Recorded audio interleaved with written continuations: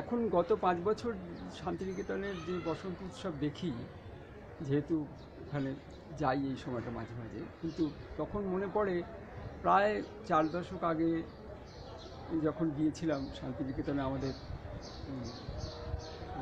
নতুন বয়সে, তখন মনে হলো যে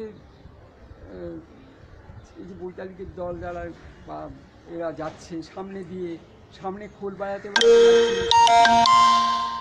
মানে সেই দৃশ্য ভাবা যায় না। তখন ওরকম এত বাঁশ দিয়ে ঘেরা, লোকও হুমড়ি খেয়ে পড়ছে, গাছে উঠছে, নানা রকম দুষ্টুমি করছে, সেই আবহাওয়াই কল্পনা করা যায় না।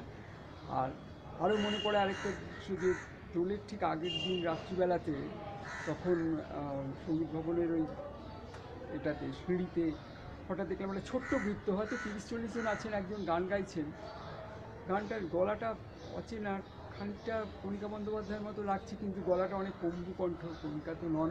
দাঁড়ালাম, বেশ কয়েকটা গান শোনার পরে জানতে পারলাম গাইছিলেন গীতা ঘটক। তো সেই অনন্য অভিজ্ঞতা। বা দোলের দিন সন্ধ্যাবেলায় খুবই অল্প ভিড়, সেখানে অশোকতরু বন্দ্যোপাধ্যায়ের গলায় গান শোনা। এখন তো মানে নিশ্চয়ই মিলবে না, এখন অনেক বেশি মানুষ, এবং অনেকে আজকাল মানে এটুকু শুনেছি যেসব পরিচিতরা শান্তিনিকেতনে থাকে স্থায়ীভাবে, তারা এই উৎসবের সময় খবর ছেড়েছে, জানি না সত্যি। আমি একটা কথা বলতে চাই, মামুন সত্যি খুব লাকি, এত কিছু দেখতে পেরেছে। আমি আর গোগল এখন অবধি হোলির টাইমে শান্তিনিকেতন গিয়ে উঠতে পারিনি, এটা আমাদের দুর্ভাগ্য। তো আমরা যেটা করি, চেষ্টা করি, রাদার এটা ফার্স্ট টাইম আমরা বাড়িতে করছি। মিমি আছে, মাসি আছে, মামুন আছে, আমাদের বাকি পরিবারের যে মেম্বার্সরা আছেন তারা এসে উঠতে পারেনি। সো আমরা চেষ্টা করছি যদি ওই শান্তিনিকেতনের ফ্লেভারটা আজ আমাদের বাড়িতে তৈরি করতে পারি, সেই চেষ্টাটাই করব। মাসি গান গাইবে, আমি একটু এই নাচ করার চেষ্টা করব। মিমি আছে আমার সাথে, মিমি আমার সাথে একটু নাচবে, জানি একটু নানা করছে, বাট করে ফেলবে। একসাথে আমরা সেই চেষ্টাটা করব।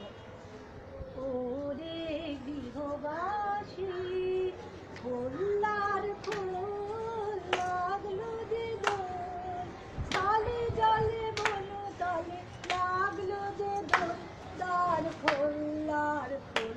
ওরে গৃহবাসী, রাঙা হাসি রাশি রাশি অসুখে পলাশে, রাঙা নেশা মেঘে নেশা প্রভাত আকাশে, রঙিন পাখায় লাগে রাঙা হিন্দোল, দ্বার খোল্লার খোল।